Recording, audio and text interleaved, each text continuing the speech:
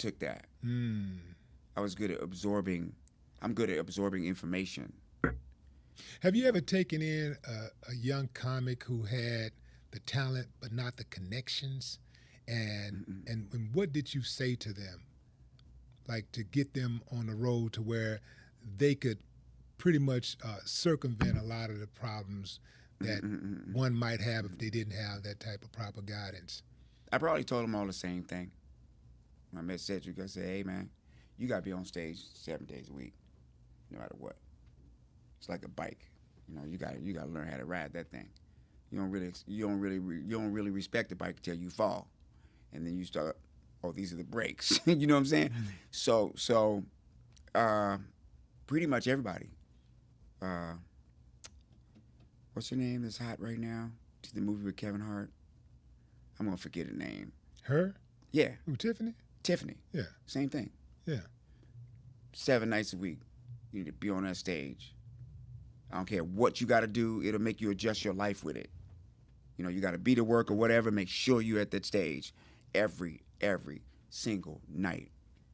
And then most of the people that I've come across, that's what I told them. When I tell comedians that now, they'll ask me, what do I need to be successful in comedy? And I'll say, you need to be on stage 7 nights a week. And they say, well, besides that. You know what I mean? Because they got their phone. Saying in addition to that, they're like, besides all that. Yeah. Right? So just giving the best advice I have based on the craft of stand-up. See, and that's important, because you came up at a time when you won fans one fan at a time, one show at a time. And now you got guys who are hopping on the internet and they're getting fans by the thousands and sometimes millions, you know, just recording from inside of their home. There's no real connection until they go out on the road. And then when they go out on the road, the people go like, okay, where's the jokes? And there have been a few guys who've been able to make that transition and done well, you know. A lot but of them, but there's a lot more who haven't.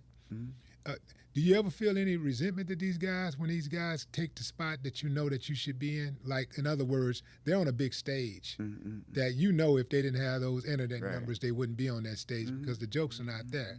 You ever feel any resentment? Nah, because it wouldn't do me no good. I don't come from that background. I come from a performing background.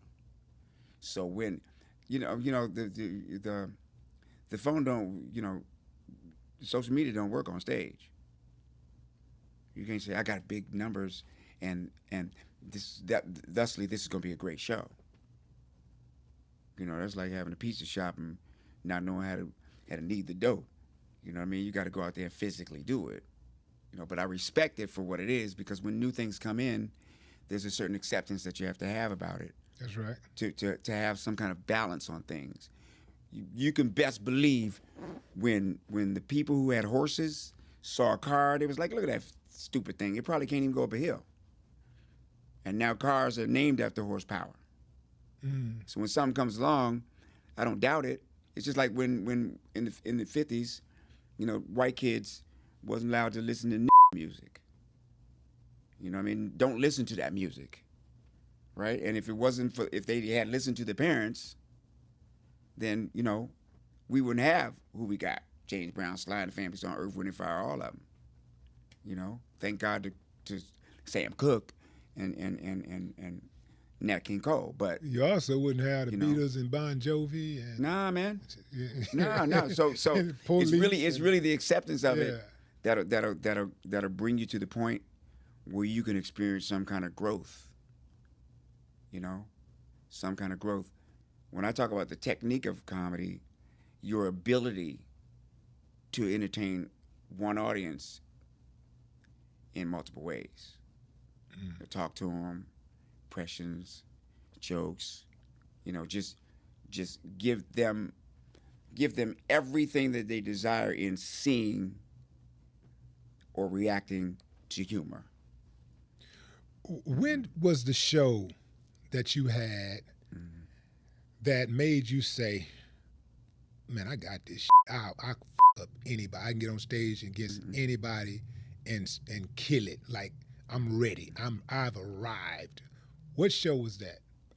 The night I performed with Richard Pryor and Eddie Murphy in the main room for the first time. Is that the Comedy Store? Yeah. And that's the big room. That's where everybody's at. The stars are at. You know, we in back in little closets. They in the green room with chicks, food. The whole nine is Richard Pryor. It's everybody that was hot. Roseanne Barr. You know, all the top names was up in there. You know, and I was in the peripheral, working clubs and trying to get going. Finally, I got that main room with them two. Is there any video of that? Nah, I wish it was. But that was a night.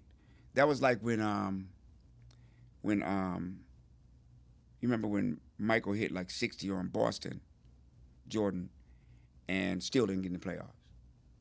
And Magic and Bird and them were kind of, we ain't really accepting you. You know what I mean? Then he hurt his ankle. So he come, and he had his own tennis shoe too. Lost 8 years, right? So he come back to the league, cut their hair off, got back in shape, put some players around him, and was ready for it. And I was ready for it by going to all those clubs and doing that. So when that night came, man, I got a standing ovation in the whole 9 yards. Pryor walked up to me. He didn't know me neither. He walked in a little room me and Sinclair were in, and he looked at me like I was a strange animal, boy. He looked at me, he did this, he said, "You's a funny motherfucker, man," and just walked away. You know, and I was man, like, why does all of the legends, the big legends, have one-liners? Like when people say what they said, what they told them, it's almost like all of them got a one-liner. Yeah, man, he and I was so happy because my mother had wrote me a letter to my mailbox and put on a piece of paper in magic marker, "Don't leave," because I was thinking about leaving after the period of not getting all the stuff I wanted.